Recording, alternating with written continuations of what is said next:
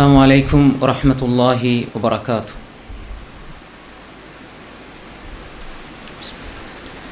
إن الحمد لله نحمده ونستعينه ونستغفره ونعوذ بالله من شرور أنفسنا ومن سيئات أعمالنا.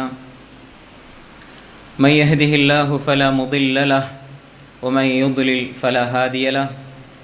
وأشهد أن لا إله إلا الله وحده لا شريك له وأشهد أن محمدا عبده ورسوله أما بعد. அன்புக்குரிய இஸ்லாமிய சகோதரர்களே சகோதரிகளே, அல்லாஹு தாலா எங்கள் மீது அன்பு கொண்டதன் காரணமாக அல்லாஹ் அவனை பற்றி அவனது மார்க்கத்தை பற்றி படிப்பதற்காக இந்த இடத்திலே நம் எல்லோரையும் ஒன்று சேர்த்திருக்கிறான். அன்புக்குரிய சகோதரர்களே சகோதரிகளே, மன நிம்மதியை சீர்குலைக்கும் பாவங்கள், இந்த தலைப்பை பொறுத்தவரை பொதுவாக நன்மைகள் எல்லாம் மனிதனுக்கு நிம்மதியை கொடுக்கிறது.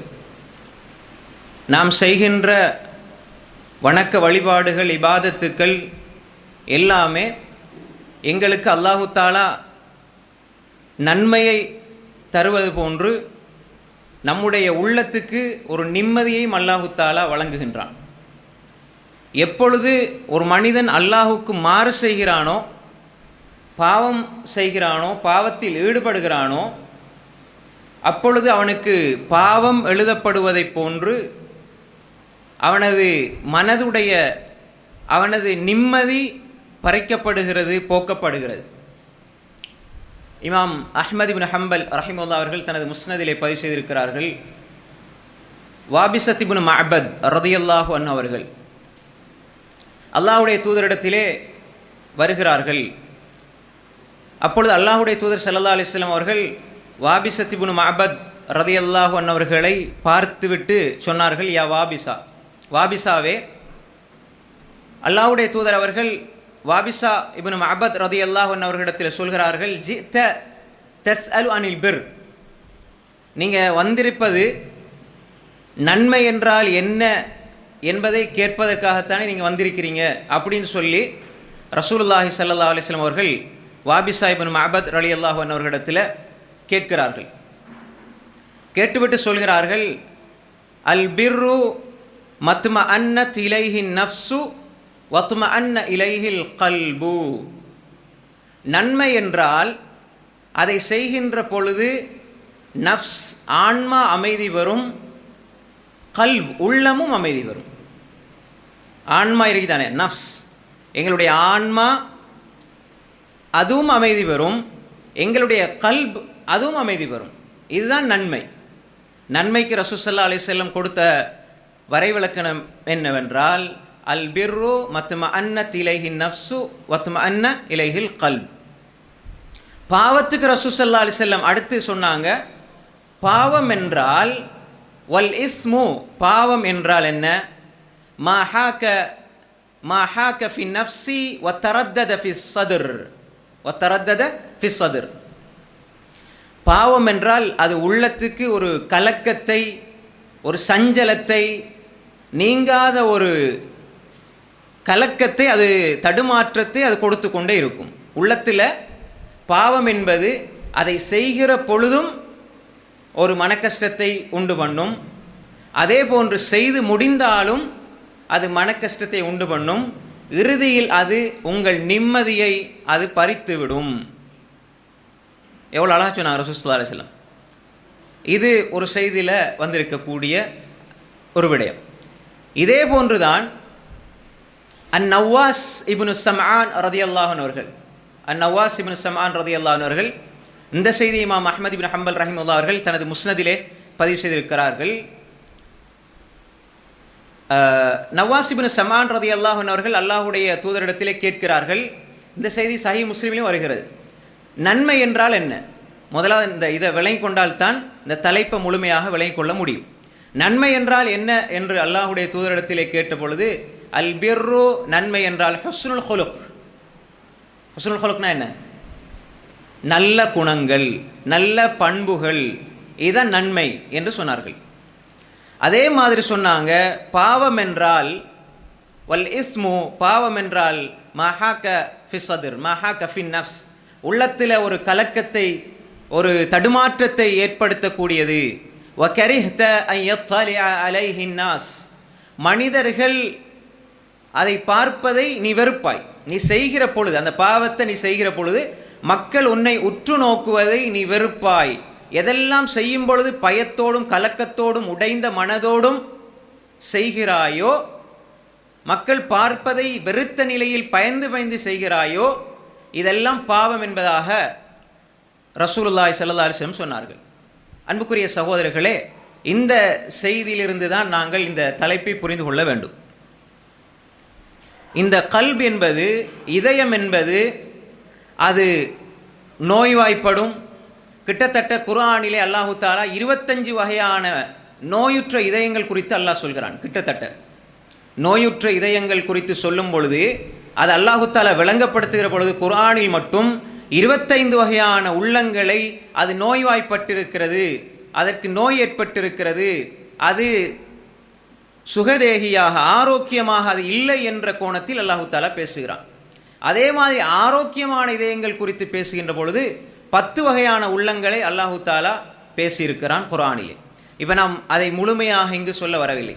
அதனுடைய மிக மிக அழகான ஒரு சுருக்கமான விடயத்தை நாம் பார்ப்போமாக இருந்தால், அல்லாஹு தஆலா கல்பை பற்றி சொல்கிற பொழுது, அந்த கல்பை நீங்கள் அதனுடைய நிம்மதியை பாதுகாக்க வேண்டும் என்றால், அதனுடைய அமைதியை பாதுகாக்க வேண்டும் என்றால், நீங்கள் அந்த கல்பை நோயிலிருந்து, அது நோய்வாய்ப்படுவதிலிருந்து நீங்கள் அதை சலீமானதாக, ஆரோக்கியமானதாக நீங்கள் மாற்ற வேண்டும். அந்த நிலைக்கு கொண்டு வந்தால்தான் உங்கள் உள்ளம் அமைதி வரும். அதைத்தான் இப்ராஹிம் அலைஹிஸ்ஸலாம் அல்லாஹ்விடத்திலே கேட்டார்கள்.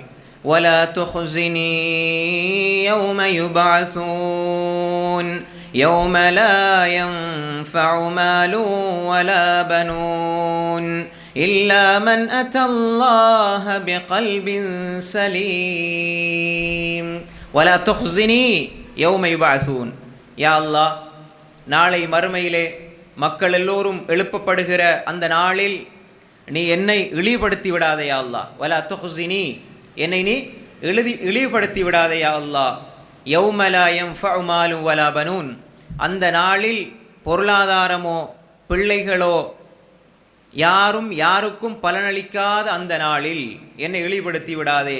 ஆனால் யாருக்கு அந்த நாள் பயனளிக்கும், எந்த நிலையில் வந்தால் அவர் சொர்க்கம் செல்லுவார் என்றால் அதை சொல்கிறார்கள், இல்லாமன் அத்தல்லாஹ பிகல்பின் சலீம், சலீமான இதயத்தோடு வர வேண்டும்.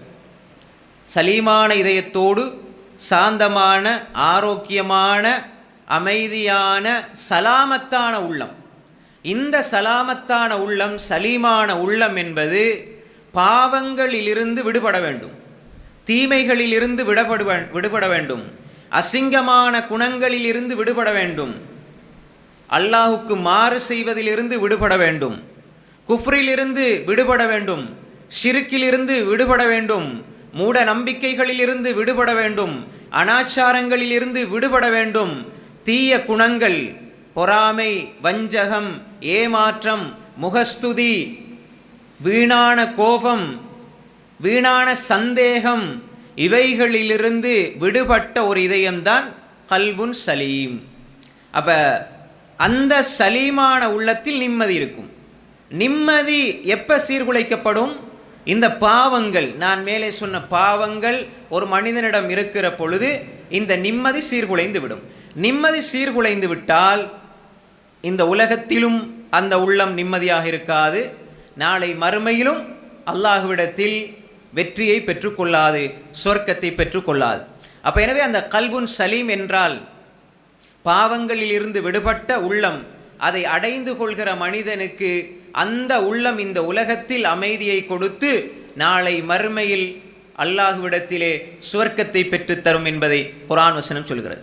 அப்ப நாம் ஏற்கனவே சொன்னோம், கல்பும் அமைதி பெறணும், நஃப்ஸும் அமைதி பெறணும்.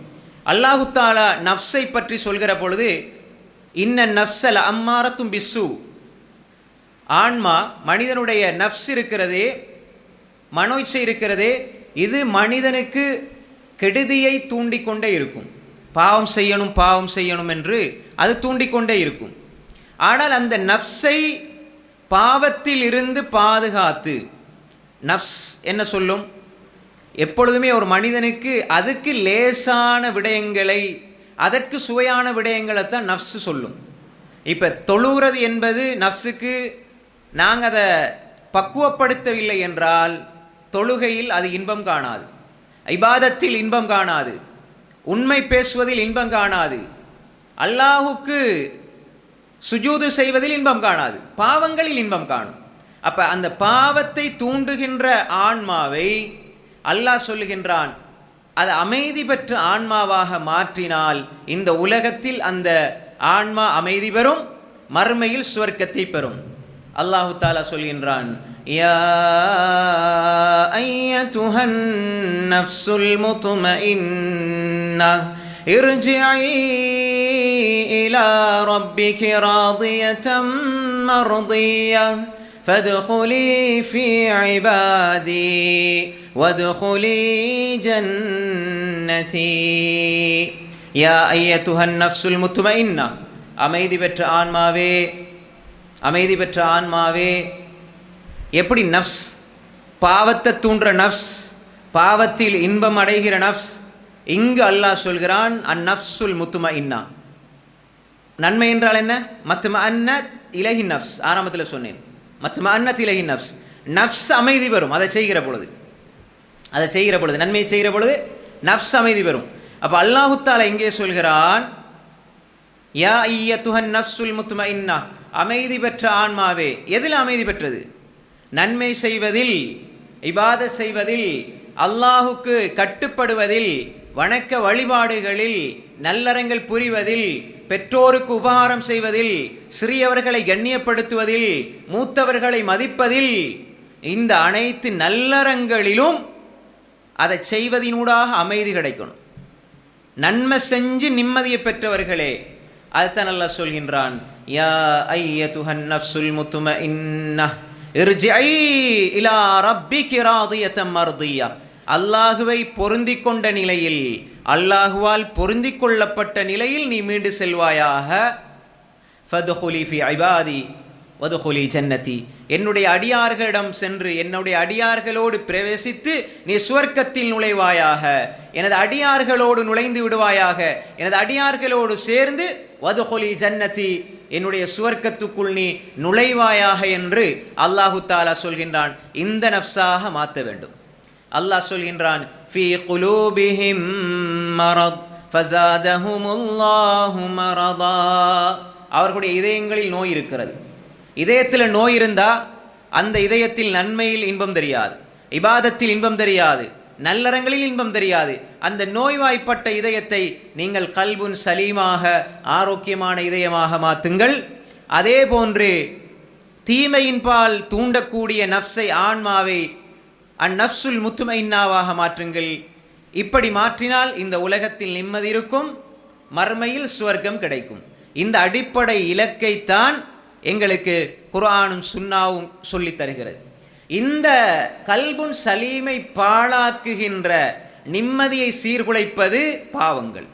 நஃப்ஸுல் முத்மஇன்னாவை சீர்குலைப்பது பாவங்கள்.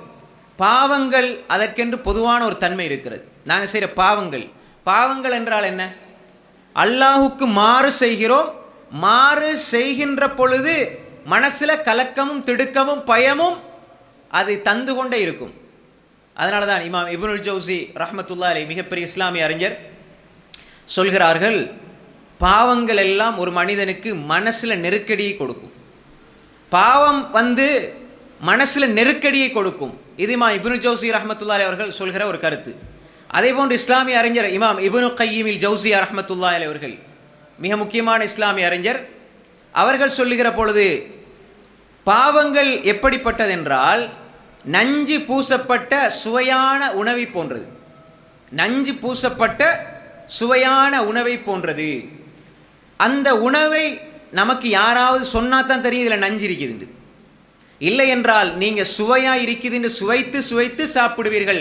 சாப்பிடும் பொழுது அது சுவையாக இருக்கும், சாப்பிட்டு முடிந்த உடனே அது அதனுடைய வேலையை காட்ட ஆரம்பித்து விடும். பாவம் அது போன்றுதான்.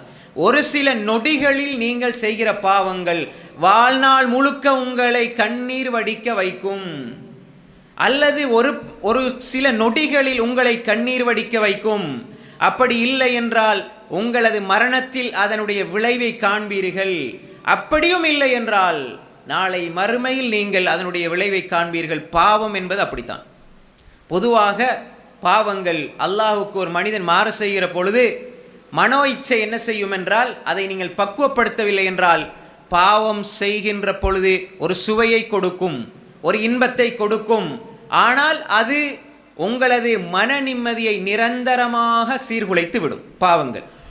அன்புக்குரிய சகோதரர்களே, அப்ப நாம் புரிந்து கொள்ள வேண்டும், பாவங்கள் என்பது எங்களுடைய நிம்மதியையும் மன அமைதியையும் சீர்குலைத்து விடும். இது பொதுவான ஒரு பண்பு பாவத்துக்கு.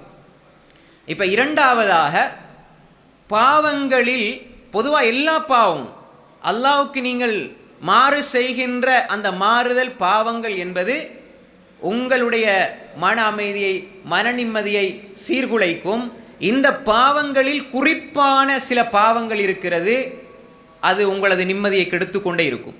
அந்த பாவங்களிலும் சிலதை நாங்கள் பட்டியல் போடலாம்.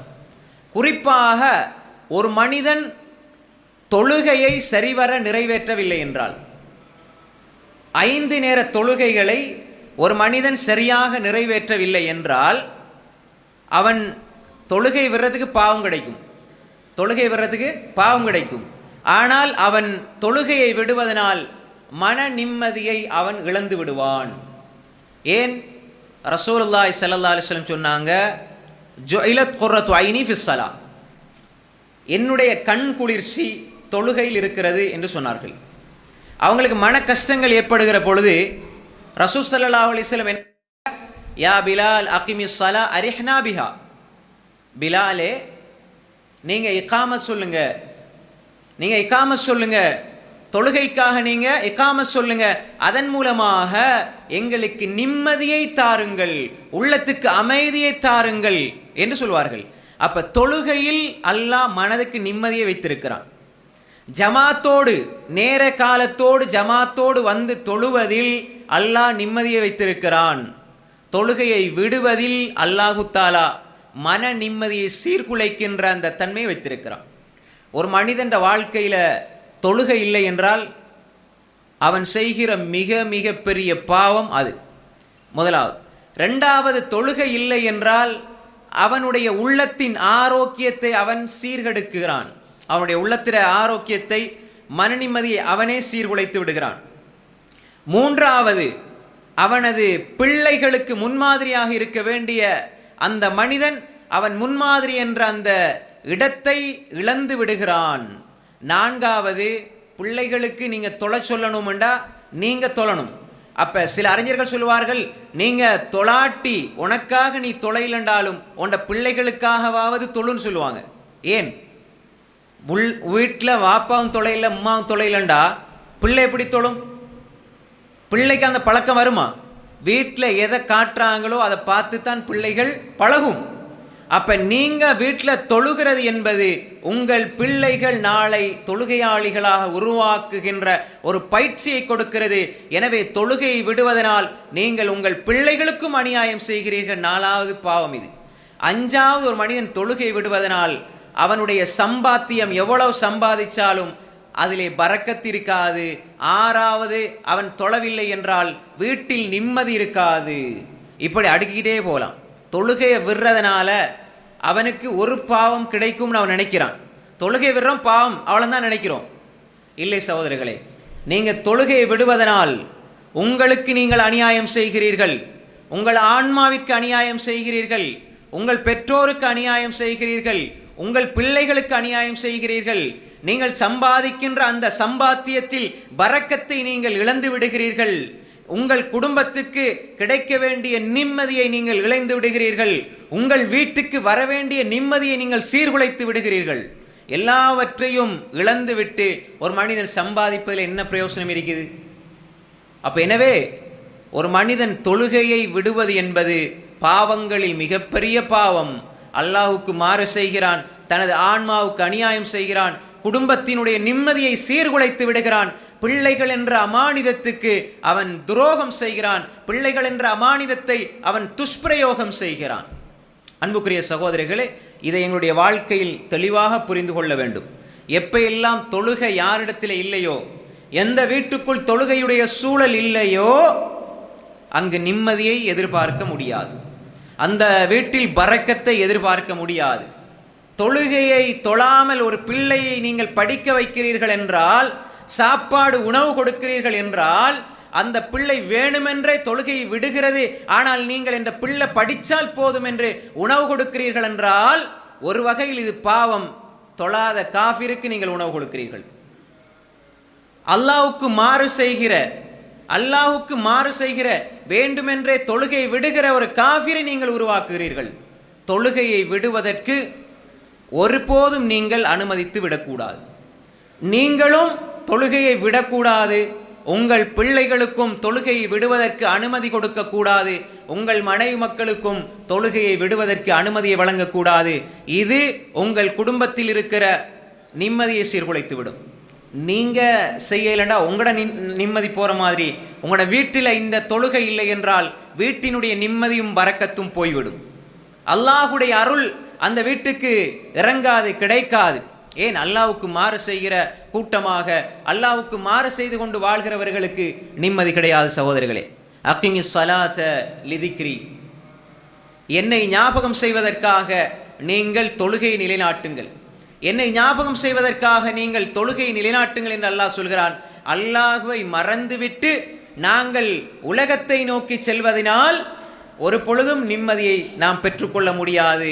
அலா பிதிக்ரில்லாஹி தத்மஇன்னுல் குலூப், அறிந்து கொள்ளுங்கள், இதயங்கள் அல்லாஹுவை நினைப்பதன் மூலமாக, அல்லாஹ்வை துதிப்பதன் மூலமாக, இறை நினைவில்தான் உள்ளங்கள் நிம்மதி அடைகிறது என்பதை அல்லாஹு தாலா குர்ஆனிலே சொல்கின்றான். அன்புக்குரிய சகோதரர்களே, இது போன்ற உதாரணத்துக்கு தொழுகை, இந்த தொழுகை, இதற்கு இவ்வளவு தொழுகை விடுவதனாலே ஒரு மனிதனுடைய நிம்மதி இவ்வளவு பறிக்கப்படுகிறது என்று சொன்னால், அடுத்தடுத்த பாவங்களை எடுத்து பாருங்கள். நீங்கள் கண்ணால் பார்க்கிற பார்வை ஹராமானதாக இருந்தால், அந்நிய பெண்ணை நீங்கள் பார்ப்பது, அந்நிய ஆணை நீங்கள் பார்ப்பது, வலா தக்ரபு ஸினா, நீங்கள் விபச்சாரத்தின்பால் நெருங்கி விடாதீர்கள். கண்ணால், மூக்கால், காதால், சிந்தனையால் நீங்கள் விபச்சாரத்தின்பால் நெருங்கி விடாதீர்கள். ஒரு பொழுதும் அந்த பாவம் உங்களுக்கு நிம்மதியை தராது, உள்ளத்தை பலவீனப்படுத்திவிடும். யார் ஒரு பெண், யார் ஒரு ஆண் அந்நிய பெண்ணை, ஒரு பெண் அந்நிய ஆணை பார்த்து ரசிக்க ஆரம்பித்து விடுவார்களோ, உள்ளத்தில் இருக்கிற அந்த பலமான மன உறுதி சீர்குலைக்கப்பட்டு உள்ளம் பலவீனப்படும் என்பதாக ஸலஃபு ஸாலிஹீன்கள் எங்களுக்கு புத்திமதி சொல்கிறார்கள். அதனால தான் அல்லாஹு தாலா நீங்க ஜினா செய்யாதீங்கன்னு எல்லாம் சொல்ல இல்லை, நீங்க ஜினா செய்யாதீங்கன்னு சொல்ல இல்லை, வலா தக்ரபு ஸினா, நீங்கள் ஜினாவை நெருங்காதீர்கள். நீங்க கண்ணால பார்ப்பது கண் செய்கின்ற விபச்சாரம், நீங்கள் காதால் ஒரு அந்நிய பெண்ணுடைய வார்த்தைகளை தேவையில்லாமல் வேணுமென்று நீங்கள் பேசுவது, தேவையில்லாமல் நீங்கள் பேசுவது என்பது, ஆபாசமாக பேசுவது கதைப்பது என்பது நீங்கள் ஜினாவை நோக்கி செல்கிறீர்கள். அதே மாதிரி நீங்கள் பார்த்து அந்நிய பெண்ணை பார்ப்பது, தேவை கன்றி பார்ப்பது, அவர்களை ரசிப்பது என்பது உங்களது நிம்மதியை சீர்குலைத்துவிடும், உங்கள் மனதை பலவீனப்படுத்திவிடும். அதே மாதிரி தான் நீங்கள் சினிமா பார்க்கின்ற அந்த சினிமாவிலே நீங்கள் ஒரு அந்நிய பெண்ணை பார்க்கிறீர்கள், ரசிக்கிறீர்கள் என்று சொன்னால் அதிலே உங்களது நிம்மதி பறிபோய்விடும். நீங்கள் பார்க்கிற நேரம் ஒரு சினிமா என்று தான் பார்ப்பீங்க, ஆனால் இது ஒரு சினிமா, அந்த நேரத்தில் செய்கிற பாவம் என்று நீங்கள் பார்த்துட்டு போயிடுவீங்க. ஒரு பாடல் ஆடல் என்று நீங்கள் பார்ப்பீர்கள், ஒரு பெண் ஆணை, ஒரு ஆண் பெண்ணை. இஸ்லாம் சில வரையறைகளை வைத்திருக்கிறது. நீங்கள் பார்க்கலாம், பேசலாம், மார்க்கத்துக்காக, தேவைகளுக்காக, அத்தியாவசிய தேவைகளுக்காக பேசுவது தடை கிடையாது. ஆனால் எங்களுக்கு தெரியும் எங்களோட உள்ளம் எந்த இடத்தில் இருந்து கொண்டு இதை செய்கிறது என்று. நாம் எதற்காக இதை பார்க்கிறோம் என்று எங்களுக்கு தெரிகிறது. இது அத்தியாவசிய தேவையா, இது உண்மையில் மார்க்கத்துக்கு தேவையா, இஸ்லாத்துக்கு தேவையா, அல்லாஹ் இதை ஏற்றுக்கொள்வானா என்பதை எங்கள் உள்ளம் தீர்மானிக்கும். அன்புக்குரிய சகோதரர்களே, நாம் பார்க்கின்ற பார்வை அது ஹராமாக இருந்தால், நாம் கேட்கின்ற கேள்வியில் நாம் ஒரு மொபைல் போனை எடுத்து நாங்கள் ஒரு சினிமாவை பார்த்தாலும் சரி, ஒரு நாடகத்தை பார்த்தாலும் சரி, ஒரு நகைச்சுவை பார்த்தாலும் சரி, ஒரு நிகழ்ச்சியை பார்த்தாலும் சரி, அதிலே ஒரு நல்ல புத்திசாலித்தனமான விடயங்கள் எல்லாம் இதில் பகிர்ந்து கொள்ளப்படுகிறது என்று சொல்லி பார்ப்பார்கள். ஆனால் அதில் 100% அப்படி இருக்கும். 80% ஒரு அந்நிய பெண்ணை பார்க்க வேண்டி வருமாக இருந்தால், அதே போன்று அந்நிய ஆணை பார்க்க வேண்டி வருமாக இருந்தால், அதில் இசை கலந்திருக்குமாக இருந்தால் அதை பார்ப்பது ஹராம், கூடாது. அது உள்ளத்துக்கு நிம்மதியை தராது, நிம்மதியை சீர்குலைத்து விடும். அன்புக்குரிய சகோதரர்களே, சகோதரிகளே, அதுபோன்றுதான் இசை. இசையில் நிம்மதி இருக்கிறது என்று நாம் நினைத்துக் கொண்டிருக்கிறோம். ஆடல் பாடலில் நிம்மதி இருக்கிறது என்று நினைத்துக் கொண்டிருக்கிறோம். ஒரு பாடல் தானே, 2 பாடல் தானே, படிக்கிற வயசுதானே, இப்பதானே என்றெல்லாம் நாங்கள் சினிமாக்குள்ளே இசைக்குள்ளே சென்று விடுவோம் என்றால் உண்மையில் ஹராம் ஒரு பொழுதும் நிம்மதியை தராது. நீங்கள் கேட்கின்ற அந்த இசையும் ஆடலும் பாடலும் ஆபாசத்தை தூண்டக்கூடிய வரிகளும் சர்வ சாதாரணம். எந்த பாடசாலைகளில் நல்லொழுக்கத்தை சொல்லிக் கொடுக்க வேண்டுமோ, நல்ல கலாச்சாரத்தை சொல்லிக் கொடுக்க வேண்டுமோ, எந்த பாடசாலையில் இஸ்லாமிய விழுமியங்களை போதனைகளை சொல்லிக் கொடுக்கப்பட வேண்டுமோ, அந்த பாடசாலைகளில் எல்லாம் அல்லாஹ் பாதுகாத்தவர்களை தவிர, பாதுகாத்த இடங்களை தவிர அதிகமான பாடசாலைகளில் கூட கல்வி என்றால் என்ன என்ற வரைவிலக்கணம் தெரியாமல் 25-30 வருஷமாக பாடசாலை பல்கலைக்கழகம் என்று படித்துவிட்டு பாடசாலையில் பாடம் நடத்துகிறார்கள். கல்வி என்பதற்கு வரைவிலக்கணம் தெரியாமல் டீச்சராக இருப்பார்கள். அன்புக்குரிய சகோதரர்களே, கல்வி என்றால் என்ன, கல்விக்குரிய வரைவிலக்கணம் என்ன தெரியாது. ஆனா நான் 30 வருஷம் டீச்சர், 40 வருஷம் டீச்சர், நான் பிரின்சிபல், நான் ப்ரொஃபசர், என்ன பிரயோசனம் இருக்கிறது? கல்விக்குரிய வரைவிலக்கணம் தெரியவில்லை. கல்வி என்றால் நீங்கள் கற்றதை வாழ்க்கையில் கொண்டு வருவது, நீங்கள் கற்ற ஒழுக்கத்தை வாழ்க்கையில் கொண்டு வருவது, நல்லொழுக்கத்தை அப்படியே உங்கள் வாழ்க்கையில கொண்டு வரதான் கல்வியே தவிர பேப்பர்ல இருந்து பேப்பருக்கு நகர்த்துவதல்ல கல்வி. பரீட்சையை எதிர்கொண்டு சித்தி அடைவதல்ல கல்வி. அப்படி என்ற உலகத்தில் பெரிய அறிவாளி கூகுள், நீங்க எதை தேடினால் அதை இருக்குது. அன்புக்குரிய சகோதரிகளே, அப்படி என்றால் மிகப்பெரிய அறிவாளி வாசிகசாலை, நூலகத்துக்கு போனால் அங்கு எல்லா புத்தகம் இருக்கிறது. கல்வி என்றால் என்ன? நான் கற்பதிலூடாக எனது வாழ்க்கையில் மாற்றம் ஏற்பட வேண்டும். நான் ஏமாற்றக்கூடியவன், பொய் சொல்லக்கூடியவன், விபச்சாரம் செய்யக்கூடியவன், களவெடுக்கக்கூடியவன், திருடக்கூடியவன், இப்படி எல்லா பாவங்களும் செய்கிற நான் நல்லொழுக்கத்தை, நல்லதை படித்து அதை வாழ்க்கையில் கொண்டு வரதுதான் கல்வியை தவிர, நான் படிக்கிற வரலாறு இன்னொரு பேப்பர், வெள்ளை பேப்பருக்கு எழுதிட்டு எனக்கும் என்ற வாழ்க்கைக்கும் சம்பந்தம் இல்லை, அதே ஆரம்பத்தில் சொல்லிக் கொடுப்பாங்க, 8 சுரக்காய் கறிக்குதவாதுண்டு. ஆனால் முழுக்க முழுக்க அதே 8 சுரக்காய் எடுத்து கரிகாய்ச்ச முயற்சிப்பதுதான் இன்றைய பாடசாலை ஆசிரியர்கள் என்று சொன்னால் எவ்வளவு ஒரு கேலிக்கூத்தான விஷயம். கல்வி என்றால் என்ன? ஒரு ஆபாசத்தை தூண்டக்கூடிய சினிமா பாடலை வைத்து ஒரு ஆணும் பெண்ணும் கலந்திருந்து டான்ஸ் ஆடுவதா கல்வி? இதுதானா? இதற்குத்தானா பாடசாலை? இதற்குத்தானா பல்கலைக்கழகம்? அப்படி என்றால் முஸ்லிம் பாடசாலை என்பதை எடுத்துவிட்டு நீங்கள் வேறு ஏதாவது ஒன்று போட்டுக்கொள்ளலாம்.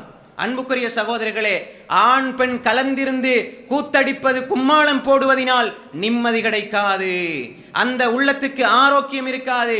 அந்த பிள்ளை எந்த PhD முடிச்சாலும் சரி, எந்த பல்கலைக்கழகத்தில் BA முடிச்சாலும் MA முடிச்சாலும் சரி, இஸ்லாம் சொல்லுகின்ற அந்த ஆரோக்கியமான மனோநிலையில் பக்குவமான தனி மனித ஒழுக்கத்தோடு வளர்க்கப்படுகிற, வார்த்தெடுக்கப்படுகிற பிள்ளைகள்தான் ஒழுங்கான இதயத்தோடு வெளியே வருவாங்களே தவிர, அவர் பேப்பர் குவாலிஃபிகேஷன் அவர்கிட்ட இருக்கும், டிகிரி முடிச்சிருப்பார், MA முடிச்சிருப்பார், PhD முடிச்சிருப்பார், ஆனால் அவர் அந்நிய பெண்ணை பார்த்து ரசித்துக் கொண்டிருப்பார், சினிமாவுக்குள் மூழ்கி இருப்பார், நோம்ப பத்தி பாடம் நடத்திக்கிட்டு இருப்பார், சிகரெட் குடிச்சே நடத்திட்டு இருப்பார். ஏன்? இது என்ற லைஃப், இது நான் வாழ்க்கை எப்படி வாழ்வேன், அது என்ற நாலேஜ், நான் அதை படிச்சு கொடுப்பேன். அன்புக்குரிய சகோதரர்களே, இதுவா இஸ்லாம் சொல்லி தருகிறது? நீங்கள் அல்லாஹ்வுடைய தூதர் முஹம்மது ஸல்லல்லாஹு அலைஹி வஸல்லம் அவர்களை பாருங்கள். சொன்னதை செய்தார், செய்ததை சொன்னார். அல்லாஹ்வுடைய தூதர் எந்த பல்கலைக்கழகத்திலும் படிக்கவில்லை. ஆனால் அவரை படிக்காவிட்டால் எந்த பல்கலைக்கழகமும் தனது பாடத்திட்டத்தை முழுமை அடைய செய்யாது. அல்லாஹ்வுடைய தூதரை படிக்கவில்லை என்றால் இந்த உலகத்தில் நீங்கள் ஒழுக்கத்தை படிக்க முடியாது. இந்த உலகத்திலே தலை சிறந்த ஒழுக்க மாண்பாளரை காட்டுங்கள் என்றால் முஹம்மதுர் ரசூலுல்லாஹி ஸல்லல்லாஹு அலைஹி வஸல்லம் அவர்களை காட்ட முடியும்.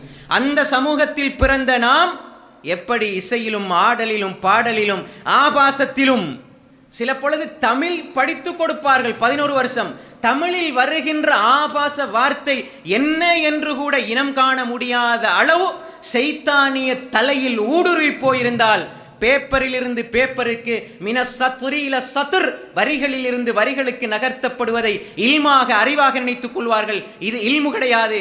இல்மு என்றால் மின சத்ரி இல சத்ர், இதயங்களில் இருந்து இதயங்களுக்கு போக வேண்டும், இதயங்களில் இருந்து இதயங்களுக்கு போக வேண்டும், கல்வியில் இருந்து கல்புக்கு போக வேண்டும், நடத்தைகளில் மாற்றம் ஏற்பட வேண்டும்.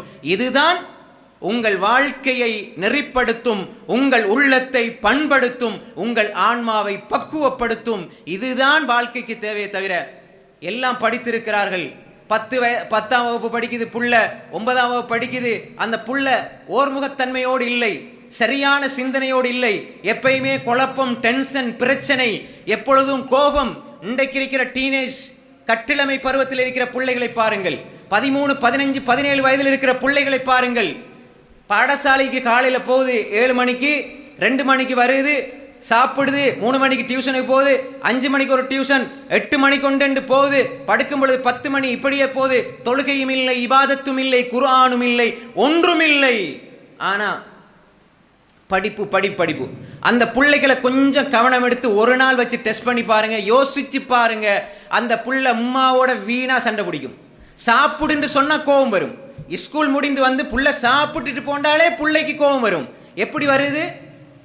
ஏன் வருது? நீங்க நல்லா யோசிச்சு பாருங்க. 100க்கு 90% இதுதான். நீங்க வேண்டாம் யோசிச்சு பாருங்க, சிந்திச்சு பாருங்க, கொஞ்சம் விசாரிச்சு பாருங்க. 100க்கு 90% ஒரே டென்ஷன், ஒரே கோபம், ஒரே பிரச்சனை, ஒரே தனிமையை விரும்புகிறது. எப்ப பார்த்தாலும் உம்மா பாப்போட பேச நேரம் இல்ல, தம்பி தங்கச்சியோட பேச நேரம் இல்ல, ஃப்ரெண்ட்ஸோட 9ஆம் வகுப்பு தான், எப்ப பார்த்தாலும் போன்ல குரூப்பா வச்சு வாட்ஸ்அப்ல செட்டிங். யாரோட? பொம்பளை பிள்ளையோட தான். சில பொழுது கிளாஸ் குரூப்பை வச்சுக்கொண்டு அதுல செட்டிங். ஏன்? சின்ன சின்ன விடயங்கள் எல்லாம் இன்பத்தை காணுகிறது. சில பொழுது அவர்கள் சினிமா பாடல்களை பகிர்ந்து கொண்டு இன்பத்தை அனுபவித்துக் கொண்டிருக்கிறது. ஆனா பிள்ளைகளிடத்தில் தாய்மார்கள் தொழுகை எதிர்பார்ப்பதில்லை, இபாதத்தை எதிர்பார்ப்பதில்லை.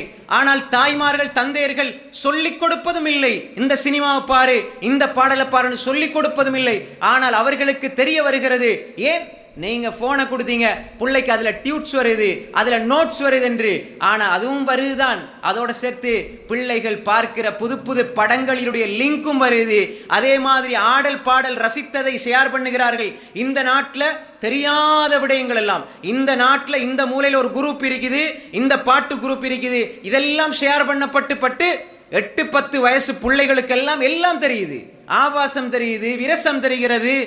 இதெல்லாம் வீட்டுக்குள்ளே புகுந்து போயிருக்கிறது. சின்ன சின்ன பிள்ளைகளுக்கு தெரியாது நல்லதா கெட்டதா என்று. பிள்ளைகளை பெற்றோர்கள் கண்காணிப்பதும் இல்லை, பிள்ளைகளோட மனோநிலையை பார்ப்பதில்லை. பிள்ளைகளுக்கு சாப்பிட்றதுக்கு நேரம் இல்லை, பிள்ளைகளுக்கு பாத்ரூம் டாய்லெட் போறதுக்கு நேரம் இல்லை. ஏன்னா அதுல பிஸி. சிறு பிள்ளைகள் அதாவது சில கேம்ஸ்களை டவுன்லோட் பண்ணி அதை விளையாடி கொண்டே இருப்பார்கள். அம்மாமாரு வாப்பாமாரு என்ன, நாங்க கொஞ்சம் ஃப்ரீயா இருக்கணும் என்பதற்காக அந்த பிள்ளைகளை எதிர்காலத்தை சீரழித்து விடுகிறார்கள். கையில் அவங்க பார்க்கறத பார்த்துட்டு போனை தந்துட்டு போகட்டும் என்று விட்டு விடுகிறார்கள். ஆனால் அது அவர்களுடைய மனோநிலையை பாதிக்கிறது. அன்புக்குரிய சகோதரர்களே, ஏன் அந்த பிள்ளைகளிடத்தில் ஒரு வகையான பதட்டம், ஒரு வகையான பீதி, ஒரு வகையான பயம்? ஏண்டா கூட்டு சேருகிற பொழுது ஒரு பிள்ளையிட அறியாமை இன்னொரு பிள்ளைக்கு அது அநியாயமாகி விடுகிறது. ஒரு பிள்ளையிட அறியாமை இன்னொரு பிள்ளைக்கு அநியாயமாகி விடுகிறது. அந்த பிள்ளை பார்த்த இஸ்லாத்தில் இல்லாத பேய் பிசாசுகள், இஸ்லாத்தில் அப்படி ஒன்று கிடையாது. ஆனால் அவர்கள் பேய் படம் என்று, பிசாசு படம் என்று பார்ப்பதை அதைத்தான் ரசிப்பார்கள். அந்த பிள்ளைகள் அதை ரசிப்பார்கள். அதை ரசித்து விட்டு வீட்டிலே வந்து அல்லது பிள்ளைகளிடத்திலே பகிர்ந்து கொள்கிற பொழுது, தம்பி தங்கச்சியோடு பகிர்ந்து கொள்கிற பொழுது, கிளாஸ்ல இருக்கிற நண்பர்களோடு பகிர்ந்து கொள்கிற பொழுது, இந்த பிள்ளை தனியா டாய்லெட்டுக்கு போறதுக்கு பயம், தனியா இருப்பதற்கு பயம், சில பொழுது லேசா ஏதாவது இருட்டை கண்டால் பயந்து விடுகிறது, மனப்பயம் ஏற்படுகிறது. பல கோல் வரும், கேட்டா என்ன புள்ள பயந்துருச்சு, மொட்டை மாடிக்கு போச்சுது, புள்ள உடுப்பெடுக்க போச்சுது, 3 மணி பகல் நேரம் எதையோ பார்த்துது, பயந்து அழுகுது, என்ன செய்யறதுன்னு ஓடி வராங்க. என்ன செய்யறது? அன்புக்குரிய சகோதரர்களே, இதெல்லாம் ஜாகிலியத்தை கேட்டு கேட்டு, இஸ்லாத்தில் இல்லாத விடயங்களை கேட்டு கேட்டு, அது பகிர்ந்து கொள்ளப்பட்டு அந்த பேப்படம் இந்த பேப்படம் என்று இல்லாத பொல்லாத கற்பனைகளை எல்லாம் அப்படியே உண்மையாக நம்பி அப்படி கொடுக்கிற பொழுது உங்கள் பிள்ளைகளுடைய எதிர்காலம் சீர்குலைகிறது. உங்களுடைய பிள்ளைகளுடைய தோழர்கள், நண்பிகள் ரெண்டும் மாறி மாறி இருந்தால் அது ஹராம். அப்ப இந்த எதிர்காலம் அப்படி கேள்விக்குறியாக ஆக்கப்படுகிறது. நான் ஏன் இதை சொல்கிறேன் என்றால், பாவங்கள் மன நிம்மதியை சீர்குலைத்து விடும் என்றால், பாவங்களில் ஒரு பாவம்தான் இந்த இசையோடு சினிமாவோடு ஒன்றரை கலந்து விடுவது. அது நீங்க கலந்தாலும் பாவம்தான். உங்களோட பிள்ளைகள், உங்களுக்கு அமானிதமாக வழங்கப்பட்ட பிள்ளைகளை நீங்கள் பாதுகாக்கவில்லை என்றால், அல்லாஹ் என்ன சொல்றான்? யா அய்யுஹல்லதீன ஆமனூ கூ அன்ஃபுஸகும் வ அஹ்லீகும் நாரா வகூதுஹன் நாஸு வல் ஹிஜாரா. ஈமான் கொண்டவர்களே, உங்களையும் உங்கள் குடும்பத்தையும் நரக நெருப்பிலிருந்து பாதுகாத்துக் கொள்ளுங்கள். அல்லாஹ் உங்களுக்கு குடும்பத்தை தந்திருப்பது இந்த உலகத்தில் சொகுசாக நிம்மதியாக சாப்பிட்டு குடித்துவிட்டு ஹராத்திலே ஈடுபட்டுவிட்டு ரசித்துவிட்டு சினிமா ஆபாசங்களை பார்த்துவிட்டு கூட்டமாக குடும்பமாக இருந்து கும்மாளம் அடித்துவிட்டு ஏனோ தானோ என்று வாழ்ந்துவிட்டு செல்வதற்காக அல்ல. ஹராத்திலிருந்து பாவங்களில் இருந்து அவர்களை பாதுகாத்து, அவர்களை நரகத்திலிருந்து பாதுகாத்து சொர்க்கத்துக்கு கொண்டு போவதற்குத்தான் குடும்பத்தை அல்லாஹ் தந்திருக்கிறானே தவிர நீங்கள் நினைத்தபடி உங்கள் குடும்பத்தை நடாத்தி செல்ல முடியாது. எனவே அன்புக்குரிய சகோதரர்களே, இந்த பாவங்கள் குடும்பத்தில் ஊடுருவிவிட்டால், இந்த பாவங்கள் குடும்பத்தில் பிள்ளைகளிடத்திலே ஊடுருவிவிட்டால், இந்த வீட்டிலும் உங்கள் குழந்தைகளிடத்திலும் உங்கள் குடும்பத்திலும் உங்கள் மனைவி மக்களிடத்திலும் நிம்மதி பறிபோய்விடும், நிம்மதி சீர்குலைந்து விடும். உங்களுக்கு நிம்மதி பறிபோனா உங்களோட குடும்பத்துக்கு அது நிம்மதியாக இருக்க விடாது. பாப்பா டென்ஷனோட இந்த அம்மா டென்ஷனோட, அம்மா நல்ல ஆரோக்கியமாக இருப்பாங்களா? பிள்ளைகள் ஆரோக்கியமாக இருப்பாங்களா? கணவன் குடிக்கு அடிமையாகிவிட்டால் அவன் குடிக்கிறதுக்கு பாவம் கிடைக்கும், ஆனால் அந்த குடியால் அந்த குடும்பமே சீரழிந்து விடும். பார்க்குறோமா இல்லையா? குடும்பத்தில் நிம்மதி அழிந்து போதா இல்லையா? நீங்க குடிக்கிறீங்க, நீங்க உங்களோட வாழ்க்கையை பார்த்துக்கண்டு யாரும் விட்டுறதில்லை. ஏன் நீங்க குடிக்காதீங்க, சிகரெட் குடிக்காதீங்க, நீங்க மதுபானம் அருந்தாதீங்கன்றா ஏன் சொல்றாங்க தாய்மார்கள்? உங்களால் பிள்ளைகள் நாசமாகிவிடும், எனது எதிர்காலம் நாசமாகிவிடும், குடும்பத்தினுடைய கட்டுக்கோப்பு நாசமாகிவிடும். சில பொழுது குடிவெறியோடு வந்து மனைவியை தொடுவதற்கு பதிலாக மகளை தொட்ட வரலாறுகள், சம்பவங்களை கண்கூடாக இன்று பார்த்து கொண்டிருக்கிறோம். ஏன்? குடி. இஸ்லாமிய பெயரை வைத்துக் கொள்கிறார்கள், அப்துல்லா என்று பெயரை வைத்துக் கொள்கிறார்கள், குடிக்கிறார்கள், அவர்களுடைய நிம்மதியையும் சீர்குலைத்து விடுகிறார்கள், குடும்பத்தினுடைய நிம்மதியையும் சீர்குலைத்து விடுகிறார்கள். அப்ப இசை, சினிமா, விபச்சாரம், மதுபானம், இதுவும் எங்களது நிம்மதியை சீர்குலைத்து விடும். அன்புக்குரிய சகோதரிகளே, மதுப்பாவனை இதுவும் நிம்மதியை சீர்குலைத்து விடும்.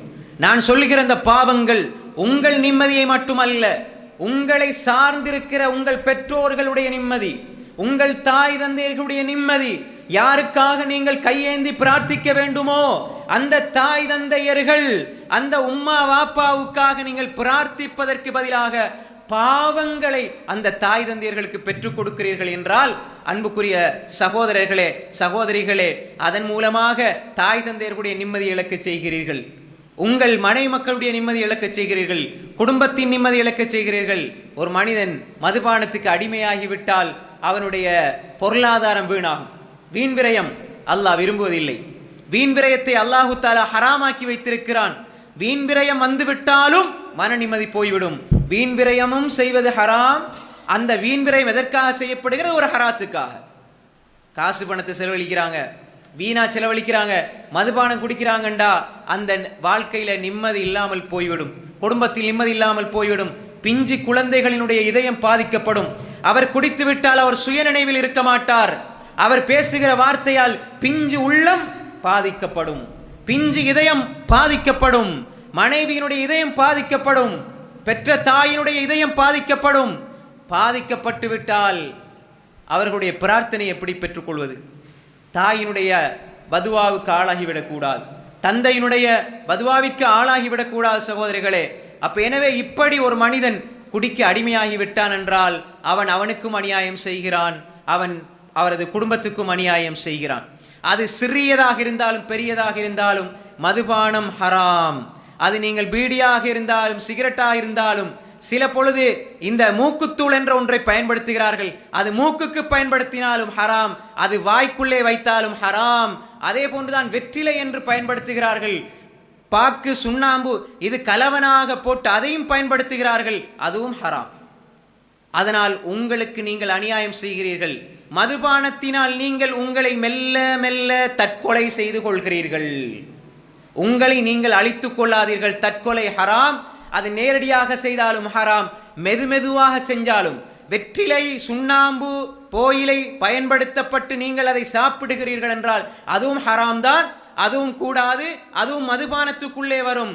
அதையும் தொடர்ந்து பயன்படுத்தினால் நீங்கள் உங்களை கொஞ்சம் கொஞ்சமாக கொள்கிறீர்கள். நாளடைவில் புற்றுநோய், நாளடைவில் அந்த நோய் இந்த நோய் என்று வருகிறது என்றால் நீங்கள் உங்களை மெதுமெதுவாக தற்கொலை செய்து கொண்டிருக்கிறீர்கள். பெண்கள் என்றால் அல்லது வயது முதிர்ந்து விட்டால் வெற்றிலையெல்லாம் ஹலால் நினைச்சிடாதீங்க, அது கூடாது. எதுவெல்லாம் உடலுக்கு தீங்கிழைக்குமோ, உடலுக்கு எதெல்லாம் கேடு விளைவிக்குமோ, எதெல்லாம் இஸ்லாம் கொஞ்சம் போதை கூடுதலான போதை என்று கொஞ்சம் கூடுதல் என்று சொல்லியிருக்கிறதோ எல்லாம் ஹராம். வலா துல்கு பிஐதீக்கும் இல தஹலுகா, நீங்கள் உங்களை அழிவுக்குள்ளே போட்டுக் கொள்ளாதீர்கள். உங்களை நீங்கள் அழிவுக்குள்ளே போட்டுக் கொள்ளாதீர்கள். நீங்க அழிவுக்குள்ள போட்டுக்கொள்றா, உங்களை நீங்கள் அழித்துக் கொள்ளாதீர்கள். உங்கள் மன நிம்மதியை சீர்குலைத்து விடாதீர்கள். உங்கள் ஆன்மாவை நீங்கள் அழித்துக் கொள்ளாதீர்கள். உங்கள் உடலை நீங்கள் அழித்துக் கொள்ளாதீர்கள். நீங்க சாப்பிடுங்க, குடிங்க, வீண் விரயம் செய்யாதீர்கள். நீங்க வீண் விரயம் செய்யாதீர்கள், அது ஹராம். நீங்க மதுபானத்துக்கு செலவழிக்கிற ஒவ்வொரு ரூபாயும் ஹராம்.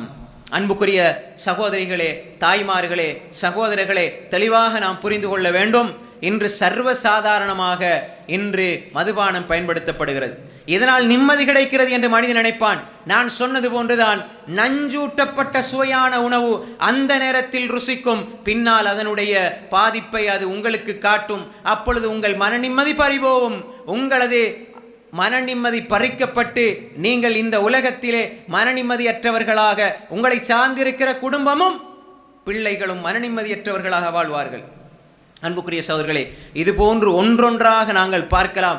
இப்படி ஏராளமான பாவங்களை இஸ்லாம் தடுத்திருக்கிறது என்று சொன்னால் நேரடியாக அது பாவம்.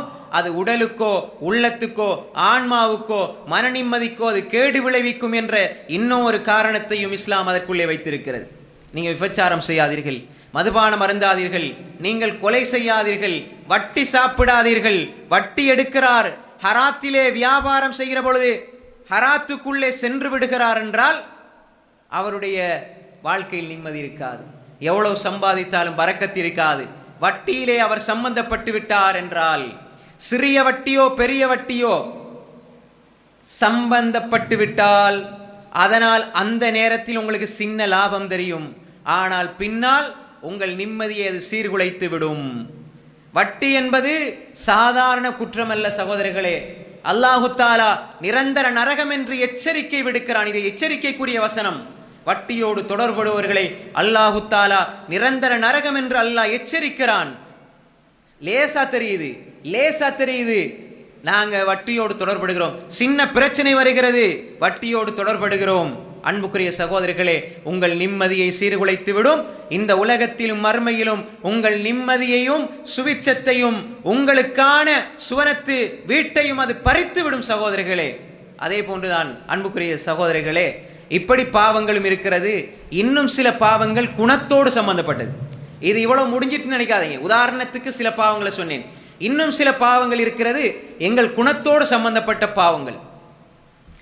அது எப்படிப்பட்ட பாவம் என்றால், ஒரு மனிதரிடம் இருக்கக்கூடிய இந்த குணம் இருக்கிறதே, அல் ஹசத் என்ற குணம், கெட்ட குணம், துர்குணம், பொறாமை என்பது உள்ளத்துக்கு வந்து விட்டால் இது மனிதன் அவன் உள்ளத்தோட சம்பந்தப்பட்டு வார ஒரு பாவம். இது எங்க ஒவ்வொரு மனிதருக்கும் இது ஏற்படும். ஆனால் இந்த குணத்திலிருந்து நாங்கள் எங்களை பாதுகாக்கவில்லை என்றால் இதனால் பாதிக்கப்படுவது முதலாவது நாங்கள் தான். பொறாமை என்று ஒன்று வந்துவிட்டால் மேலே சொன்ன பாவங்கள் எல்லாம் மிக பயங்கரமானது. அதை போன்ற பாவங்களும் அதே தரத்தில் உள்ளவைகள் தான். அதை சுருக்கமாக நாம் புரிந்து கொள்வதற்காக சில உதாரணங்களை சொன்னேன். இப்பொழுது எங்களோட குணத்தோடு சம்பந்தப்பட்டது. எங்களோட நிம்மதியை பறிப்பதில் பிரதானமானது பொறாமை. அடுத்தவர்களுடைய வளர்ச்சியை கண்டு நாம் பொறாமைப்படுவது என்பது நாம் நமக்கு கொடுக்கிற தண்டனை. பாருங்க, அவர் எவ்வளோ அழகா அதை செய்கிறார், எவ்வளோ அழகா அவர் அதை வடிவமைத்திருக்கிறார், எவ்வளோ அழகா அவங்க படிக்கிறாங்க, எவ்வளோ அழகா சம்பாதிக்கிறாரு, எவ்வளோ அழகா வீடு கட்டுறாரு. எல்லாம் பார்த்து அடுத்தவங்கட வளர்ச்சியை கண்டு பொறாமைப்பட்டு கொண்டு இருப்பாராக இருந்தால் இந்த பொறாமைக்காரர் தான் வாழவும் மாட்டான், பிறரை வாழ விடவும் மாட்டான். தான் வாழ்றதுக்கு அவனுக்கு அந்த மனசு இடம் கொடுக்காது. ஏன்னா அடுத்தவங்களை பார்க்கறதில் அவர் பிஸி ஆகிடுவார். தன்னுடைய முன்னேற்றத்தில் அவர் பிஸியாக மாட்டார். தன்னைத்தான் இழந்து கொண்டு அடுத்தவருடைய வளர்ச்சியை பார்த்து அப்படியே தவித்து கொண்டிருப்பான். கடைசியில் அவன் மனநோயாளியாக மாற்றப்பட்டு மரணிப்பான். பொறாமை இன்று அல்லாஹ் பாதுகாக்க வேண்டும். இது எல்லா மக்களிடம் இந்த வைரஸ் பரவி இருக்கிறது. நவுது பில்லா, அல்லாஹ் பாதுகாக்கணும். பொறாமை என்ற குணத்தை சரியாக நாம் இனம் கண்டு அதை எங்களை உள்ளத்திலே இருந்து பாதுகாக்கவில்லை என்றால் பாதுகாக்கலாம், அதுக்கு வழி இருக்கிறது. ஆனால் கஷ்டம். எப்பொழுதெல்லாம் நீங்க அடுத்தவர்களுடைய வளர்ச்சி உங்களுக்கு குத்துது கொடையுது என்றால் அல்லா இடத்துல இஸ்திஃபார் செஞ்சு தௌபா செஞ்சு அல்லா இடத்துல மன்றாடி, யா அல்லாஹ் என்னட்ட இருக்கிற நலவை என காட்டியா அல்லாஹ், என்னட்ட இருக்கிற குறைகளை என காட்டியா அல்லாஹ், நலவு கொஞ்சமாயிருந்தா அதிகம் செய்கிறேன், குறை அதிகமாயிருந்தா குறைச்சு கொள்றேன், என்ற குறையை நான் திருத்துறதுல எனக்கு என்னுடைய குறைகளை பார்ப்பதின்பால் என்ன காட்டியா அல்லாஹ், எனக்கு நீ தந்த அருள்களை பார்க்கறதுக்கு நீ அருள் செய்யா அல்லாஹ், எனக்கு அல்லாஹ் தந்திருக்கிறான், இதை தந்திருக்கிறான், இதை தந்திருக்கிறான்.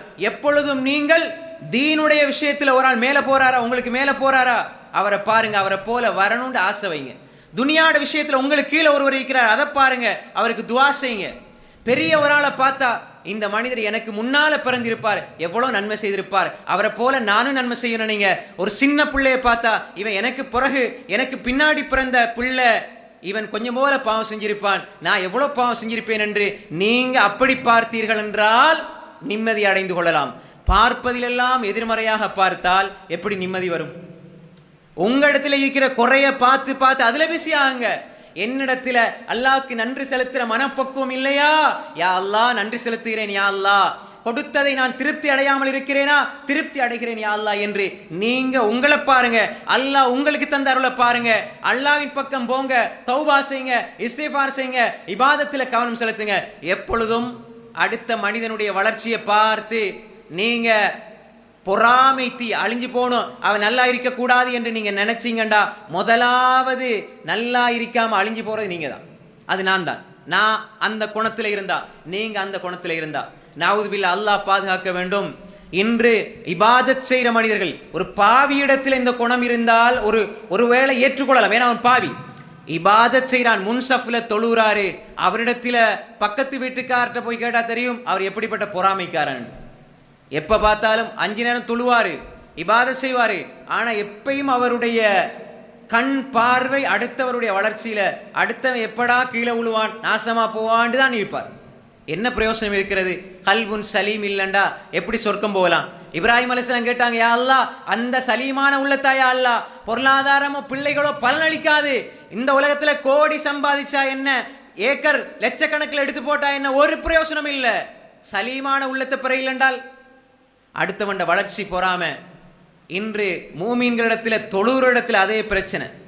இன்னும் கொஞ்சம் மேலே போனா நல்ல மனிதர்களாக காட்சி அளிப்பாங்க பார்க்கறதுக்கு, ஆனா உள்ளத்துல பொறாம வஞ்சகம். அவன் முன்னேறக்கூடாது, அவன் காசு பணம் பொருளாதாரத்துல முன்னேறக்கூடாது. அவன்கிட்ட பாரு இவ்வளவு பெரிய வீடு, 10 வருஷத்துக்கு முன்னுக்கு எப்படி இருந்தான், 10 வருஷத்துக்கு முன்னுக்கு எப்படி இருந்தா உங்களுக்கு என்ன? நீங்களா கொடுத்தீங்க? அல்லாஹ் தானே கொடுத்தான். அல்லாஹ் கொடுத்த நியமத்தை கொடுக்க கூடாது என்று நீ நினைப்பதற்கு நீ யார்? நாங்க எப்பயும் அடுத்தவனுக்கு அல்லாஹ் கொடுத்ததை பார்த்து பொறாமப்படுறோம்டா. நாங்க அல்லாஹ் கொடுத்ததை கூடாது என்று நினைக்கிறோம். அப்ப எப்படி உனக்கு அருள் கிடைக்கும்? பொறாமை வந்து விட்டால் நிம்மதி பறி போய்விடும். பொறாமை வந்து விட்டால் மனதினுடைய நிம்மதி பறிக்கப்பட்டு விடும். அடுத்தவனுடையது அல்ல, அவன் நன்றி செலுத்த செலுத்த அல்லாஹ் கொடுத்துக்கிட்டு போவான். அவன் அல்லாஹ் புறக்கணிச்சா அல்லாஹ் எடுப்பான், அவன் நன்றி செலுத்த அல்லாஹ் கொடுப்பான். ஆனா நீங்க வெந்திருந்தா, பொறாமப்பட்டு உனக்கு கிடைத்த எல்லாம் அழிந்து கொண்டே செல்லும். மூமீன்கள் அப்படி, இபாதத்தாளி அப்படி. இன்னும் ஒரு படித்தரம் மேல போய் பார்த்தால் மார்க்கம் பேசுகிறவர்கள், உபதேசம் பண்ணுகிறவர்கள், உலமாக்கள், அறிஞர்கள் என்று சொல்லப்படுகிறவர்கள் அல்லாஹ் பாதுகாத்தவர்களை தவிர அதுக்குள்ளேயும் போட்டி போறாம பாரு, அவர் அப்படி செய்யறாரு, இவர் இப்படி செய்யறாரு, அவரை 10 பேர் விரும்புறாங்க, இவரை 20 பேர் நேசிக்கிறாங்க, எந்த காரணம் இல்ல அவரை பத்தி விமர்சனம். அவர் அப்படியாமே, இவர் இப்படியாமே, அவர் அப்படி செய்யறது இல்லையாமே, இவர் இப்படி செய்யறது இல்லையாமே. ஏன், எதற்கு? இந்த மார்க்ஸ் போடுற வேலை யார் உங்களுக்கு தந்தது? சொர்க்கத்துக்கும் நரகத்துக்கும் டிக்கெட் கொடுப்பதற்கு நீங்கள் யார்? அன்புக்குரிய சகோதரர்களே, எத்தனை சஹாபாக்கள் என்னிடம் நிஃபாக் இருக்கிறது என்று அஞ்சினார்கள், பயந்தார்கள். இப்னு அபி முலைகா ரஹ்மத்துல்லாஹி சொல்கிறார்கள், அத்ரக்து ஸலாதீன மின் அஸ்ஹாபின் நபி ஸல்லல்லாஹு அலைஹி வஸல்லம், 30 சஹாபாக்கள் சொர்க்கத்தை கொண்டு நன்மாராயம் சொல்லப்பட்ட சூரா தௌபா 9வது அத்தியாயத்தின் 100வது வசனத்திலே அல்லாஹ் இவர்கள் சொர்க்கவாதி என்று சொன்ன சஹாபாக்களில் 30 பேரை நான் பெற்றுக்கொண்டேன். இப்னு அபி முலைகா என்ற தாபியை சொல்லுகிறார், அந்த 30 பேரும் என்னிடம் நிஃபாக், நயவஞ்சகத்தனம் இருக்கிறது என்று அவர்கள் ஒவ்வொருவரும் தன் மீது பயந்து வாழ்ந்தார்கள். என்னிடத்துல முனாஃபிக்தனம் இருக்குது, அவங்கள பார்த்து பயந்தாங்க. யா அல்லாஹ் என்ன பாதுகாத்திரு என்று வாழ்ந்தார்கள். ஆனால் இன்று 2 பயான் பண்ணிவிட்டால், கொஞ்சம் ஃபேமஸ் ஆகிவிட்டால், கொஞ்சம் பிரபலியமாகிவிட்டால், கொஞ்சம் ஃபேமஸ் ஆகி மக்கள் எல்லாம் அவர்கள் மதிக்க ஆரம்பித்தால் அடுத்தவர்களை கணக்கெடுப்பதில்லை, அடுத்தவர்களை பார்ப்பதில்லை, சிரிப்பதில்லை. நீ தாழ்ந்தவன், உயர்ந்தவன், இவர் பணக்காரன், வசதியற்றவன் என்ற பாகுபாடுகளுக்குள்ளே சென்று விடுகிறார்கள். சில பொழுது அவரை ஒற்று அவருக்கு மேலே தரத்திலே ஒருவர் வருகிற பொழுது, ஒரு அறிஞராக காட்டப்படுகிற பொழுது அவரை பார்த்து பொறாமை. அல்லாஹ் பாதுகாக்க வேண்டும். அது என்னிடம் வந்தாலும் பிழைதான், அது யாரிடம் வந்தாலும் பிழைதான், அவர் எந்த தோற்றத்தில் இருந்தாலும் பிழைதான். பொறாமை என்று வந்து அவர் இல்லாமல் போய்விட வேண்டும், அவர் அட்ரஸ் இல்லாமல் தெரிய வேண்டும். பார்த்தீர்களா, அவர் அல்லாஹ்வுடைய அச்சத்தால் அழுகிறார் என்றால் இதோ நடிக்கிறார் என்று எப்படி நாவு கூசாமல் சொல்லிக் கொண்டிருக்கிறார்கள். உள்ளத்தில் கடுகளவும் பயமில்லாமல் அவருடைய அச்சத்துக்கும் அவருக்கும் இடையே அல்லாஹ் ரப்புல் ஆலமீன் இருக்கிறான். அவருடைய அச்சம் அல்லாஹ்வுக்காக இருந்தால் நாளை மறுமையில் அவதூறு சொன்ன குற்றத்துக்கு ஆளாக வேண்டி வரும். யாருடைய வெளிரங்கத்தை வச்சும் தோற்றத்தை வச்சும் நாங்கள் எடை போட்டு விடக்கூடாது. ஒருவர் அழுகிறாரா, கவலையோடு இருக்கிறாரா, ஒரு தொழுகிறாரா, தொழாமல் இருக்கிறாரா, இபாதத் செய்கிறாரா, வணக்கம் புரிகிறாரா, எப்படி இருக்கிறார், அவருடைய நிலைமை என்ன என்று தெரியாமல் பேசிவிடாதீர்கள். யாருக்கும் யாரும் மார்க்ஸ் புள்ளி போட்டு விடாதீர்கள். அவன் அப்படித்தான் இப்படித்தான் என்று பயான் என்ற பெயரிலே அடுத்தவர்களுடைய குறைகளை அம்பலப்படுத்துவதை தாவாவாக நினைத்து கொண்டிருக்கிறோம் என்றால் நாம் அல்லாஹ்விடத்தில் போய் என்ன பதில் சொல்வது? உண்மையில் இந்த மனிதன் அல்லாஹ்வுக்கு பயந்துதான் அழுதான், அல்லாஹ்வுக்கு பயந்துதான் வாழ்ந்தான். நீ இவனை பற்றி குறை சொன்னாயே, இது அவதூறு என்று சொன்னால் மல் முஃப்லிஸ் அல் முஃப்லிஸ், வங்குரோத்துக்காரன் யார் என்று பயானில் சொல்லுகிற நீங்கள் எல்லோரும் திவாலாகி போனவன் யார், காசு பணம் இல்லாதவன் யார் என்று சொல்கிறோமே. அடுத்தவனை பற்றி புறம் பேசி, அடுத்தவனை பற்றி அவதூறு சொல்லி, அடுத்தவனுக்கு அநியாயம் செய்தவன் தானே அந்த நிலைக்கு தள்ளப்படுவான். துரதிஷ்டவசமாக கொள்கையை பேசி, இஸ்லாத்தை பேசி, அகீதாவை பேசி, பகிரங்கமாக மார்க்கத்தை பிரச்சாரம் செய்து பிரபல்யமாக இருந்து அல்லாஹுக்கு முன்னால் நிறுத்தப்பட்டு அல்லாஹுடைய நீதிமன்றத்திலே மறுமையிலே விசாரணை செய்யப்படுகின்ற பொழுது, அல்லாஹுக்கு முன்னால் குற்றவாளியாக தலை குனிந்து நிற்கின்ற பொழுது எங்களது உபதேசங்கள் பயனளிக்காது.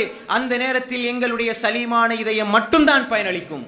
அன்புக்குரிய சகோதரர்களே, சாதாரண இடத்தில இருந்து வந்தாலும் பொறாமைதான்.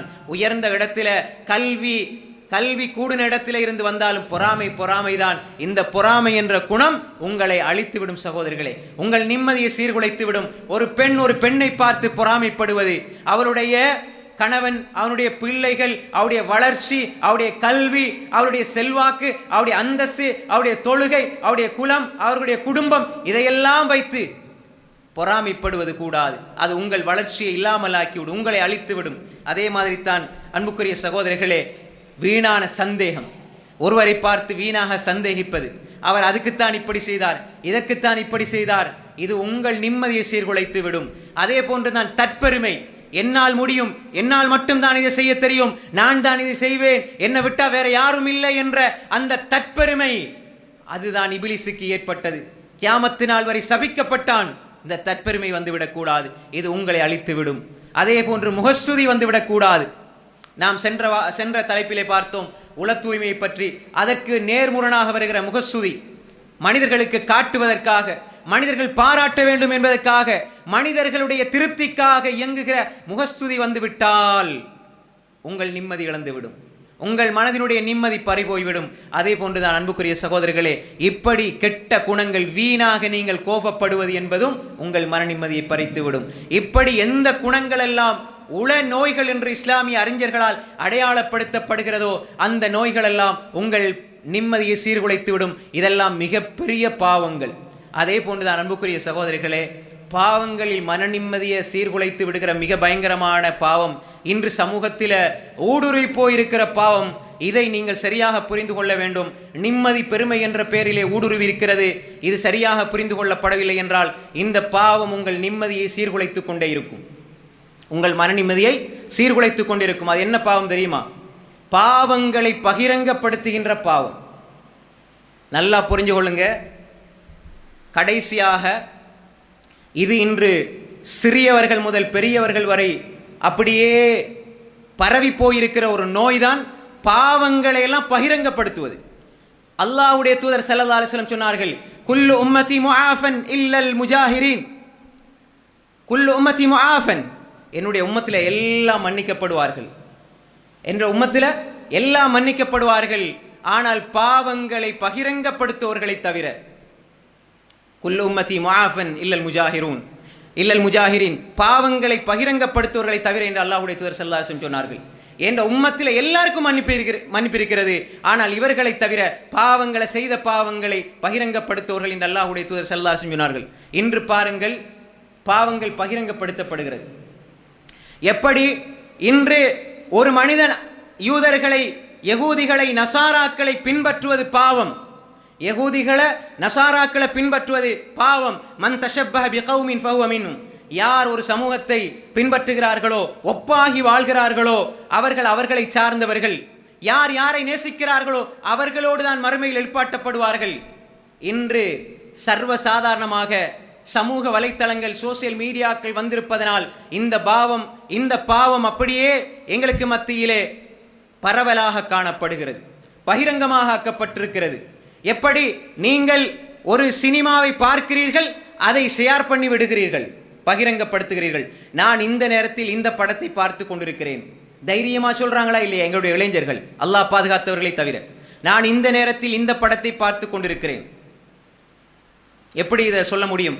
அப்படி அவர் வைத்துவிட்டு அவர் ஃபேஸ்புக்கில் போடுவார், வாட்ஸ்அப்பில் ஸ்டேட்டஸாக போடுவார், இன்ஸ்டாகிராமில் ஸ்டோரியாக போடுவார். போட்டுவிட்டு அந்த நேரத்தில் அவர் மரணித்து விட்டால் அவருடைய நிலை என்ன? கியாமத்து நாள் வரை நீங்க போட்டால் போட்டதுதான், நீங்க டிலீட் பண்ணினாலும் அதை 5 பேர் ஷேர் பண்ணி விடுவார்கள், ஸ்கிரீன் ரெக்கார்ட் பண்ணி விடுவார்கள், அல்லது அதை ஷேர் பண்ணி விடுவார்கள். அப்படி அவர்கள் ரெக்கார்ட் பண்ணி வைத்து மீண்டும் மீண்டும் போட்டு காட்டுவார்கள், அழிக்க முடியாது. நீங்க மௌத்தா போய் கபருக்குள்ள போனாலும் உங்கள் பாவம் வாழ்ந்து கொண்டிருக்கும். மிக பயங்கரமான ஒரு நிலை. இன்று புதிதாக ஊடுருவிக்கிற நோய் எல்லா இடங்களிலும், பாடசாலைகளிலும், வீட்டிலும் பிறந்த நாள் கொண்டாட்டம். எல்லாருமே பிறந்த நாள் கொண்டாட்டம், பிறந்த நாள் கொண்டாட்டம், பிறந்த நாள் கொண்டாட்டம், ஹாப்பி பர்த்டே, ஹாப்பி பர்த்டே. ஏன்? யாருடைய கலாச்சாரம் இது? நான் அதாவது பிறந்த நாள் வாழ்த்து தெரிவிக்கிறேன், பிறந்த நாள் வாழ்த்து தெரிவிக்கிறேன். நீ உனக்கு 60 வருடம் வாழ்க்கை அல்லாஹ் தந்திருக்கிறான், அதிலே 50 வருடம் 30 வருடம் போய்விட்டது என்றால் எப்படி சந்தோஷப்படுவது? எப்படி சந்தோஷப்படுவது? இன்னும் சில நொடிகள், சில நாட்கள் இருக்கிறது மரணிப்பதற்கு, நான் அல்லாஹ்வை நெருங்க வேண்டுமே, இபாதத் செய்ய வேண்டுமே என்று கவலைப்படுவதற்கு பதிலாக சந்தோஷமான மகிழ்ச்சியான பிறந்த நாள் என்று எப்படி கொண்டாடுவது? அன்புக்குரிய சகோதரிகளே, 12 மணி வரை முழித்துக் கொண்டு இருந்து நான் தான் முதலாவது வாழ்த்து சொல்ல வேண்டும் என்ற ஒரு நோய். கணவனுக்கு மனைவி, மனைவிக்கு கணவன், அதற்குள்ள ஒரு சினிமா, ஒரு இசை, ஹராம். 50 பேர் உங்கள் ஸ்டேட்டஸை பார்ப்பார்கள் என்றால், 60 பேர் பார்ப்பார்கள் என்றால், அந்த இசையை கேட்பார்கள் என்றால், நாளை மறுமையில் அல்லாஹுக்கு முன்னால் அவர்கள் வருவார்கள். யா அல்லாஹ், இந்த பாவத்தை செய்வதற்கு, இந்த சினிமாவை கேட்பதற்கு, இந்த இசையை கேட்பதற்கு இவன்தான் காரணம் என்று அல்லாஹ்விடத்திலே அவர்கள் சொல்லுவார்கள். அவர்கள் கேட்டதற்கும் பாவம் உண்டு, கேட்க வைத்தவர்களுக்கும் பாவம் உண்டு. இசையை ஹலாலாக்கியது யார்? நீங்க ஸ்டேட்டஸ்ல போடுவீங்க, ஒரு ஆள் பார்ப்பாங்களா, 100 பேர் பார்ப்பாங்களா? எல்லாருடைய பாவத்தையும் நீங்கள் சுமந்து கொள்வீர்களே. சினிமாவை ஷேர் பண்ணுகிறீர்கள். ஒரு நல்ல கருத்து என்று சொல்லி இசையை கொண்டு போட்டீர்கள் என்றால் நல்ல கருத்துக்கு நன்மை கிடைக்கும் என்று நினைத்து விடாதீர்கள். பாலுக்குள்ள ஒரு கிளாஸ் பாலுக்குள்ள ஒரு சொட்டு நஞ்சை போட்டால் குடிப்பீர்களா? மரணித்து விடுவோம் என்ற பயம். ஆனால் ஒரு நல்ல கருத்துக்குள்ள இசை, அது ஆங்கிலத்தில் இருந்தாலும் சரி, அரபில இருந்தாலும் சரி. அரபியில் இருக்கிறது இசை ஹலாலாகி விடுமா? இல்லை. அன்புக்குரிய சகோதரிகளே, அதை ஷேர் பண்ணுகிறோம். அன்புக்குரிய சகோதரர்களே, பிறந்த நாள் கேக் என்று, பிறந்த நாளுக்கென்று தீன்பண்டங்களை கொடுத்து அனுப்புகிறோம், அதை சாப்பிடுகிறோம். இது ரசூலுல்லாவை இழிவுபடுத்துவதற்கு சமம். சில முட்டாள்தனமான மார்க்க அறிவிலிகள் தான் இதை கொண்டாடலாம் என்று அனுமதிக்கலாமே தவிர, ரசூல் ஸல்லல்லாஹு அலைஹி வஸல்லம் நான் பிறந்த திங்கட்கிழமையிலே நான் நோன்பு வைக்கிறேன் என்று சொன்னார்கள். முஸ்லிமில் வர ஹதீஸ். அதனால நீங்க பிறந்த நாள்ல நோன்பு பிடிக்கணும்னு நீங்க நினைச்சிராதீங்க. அப்படி ஒரு இபாதத் இருக்குது நினைச்சிராதீங்க. ரசூலுல்லா தான் பிறந்த தினத்தில் நோன்பு வைத்தனால தான் திங்கட்கிழமை நோன்பு பிடிச்சாங்க. அதனால தான் நாங்க திங்கள் வியாழன் நோன்பு பிடிக்கிறோம். திங்கள் வியாழன் சுன்னத்து நோன்பு பிடிக்கிறது. அதனால தான் ரசூல்லா பிறந்ததுனால அவங்க பிடிச்சதுனால அது சுன்னத்து. நாங்க பிறந்த நாளெல்லாம் நோன்பு பிடிக்கணும், அது ஒரு சுன்னத்து நினைச்சிராதீங்க. ஆனால் தான் பிறந்த தினத்தில் ரசூலுல்லா பசித்திருந்து நோன்பு பிடிக்க நீங்க கேக் வெட்டி கொண்டாடுகிறீர்கள் என்றால் உங்களோட பிறந்த தினத்தை எவ்வளவு கேவலமான ஒரு நிலை. ரசூலுல்லா பசித்திருக்கிறார்கள், ஆனால் நீங்கள் வயிறு நிறைய சாப்பிடுகிறீர்கள் உங்கள் பிறந்த நாளில் என்றால் இதைவிட ரசூலுல்லாவை இழிவுபடுத்த எப்படி மனசு வருகிறது அவர்களே? ஒரு முஸ்லிமாக இருந்து கொண்டு ரசூலுல்லா அவர்கள் பிறந்த நாளிலே நோன்பு பிடித்தார்கள், அவர்கள் பசித்திருந்தால் என்ன, ரசூலுல்லா உயிருக்குயிர நேசிக்கிறோம், ஆனால் நான் பிறந்த நாளில் கேக் வெட்டி பிரியாணி தின்று கொண்டாடுகிறேன் என்றால் என்னுடைய உள்ளத்தில் எவ்வளவு ரசூலுல்லாஹ் மஹப்பத் இருக்குது. ஒன்று யூத நசாராக்களை பின்பற்றீங்க, பாவம்.